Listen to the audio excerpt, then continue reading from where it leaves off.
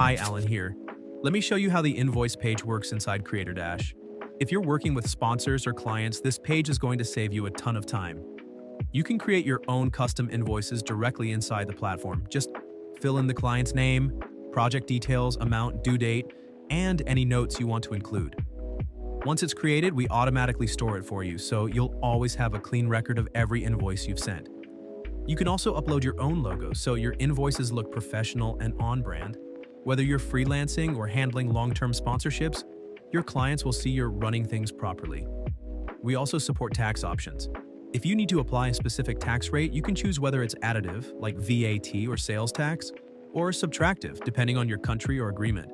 It's flexible and works with different setups. Once your invoice is created, you can track its status. Mark it as pending when you've drafted it, unpaid when it's sent, and paid once the money lands in your account.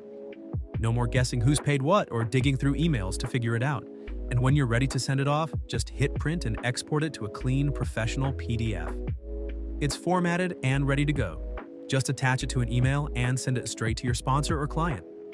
Everything stays organized, clear, and in one place, so you can focus more on creating and less on chasing invoices.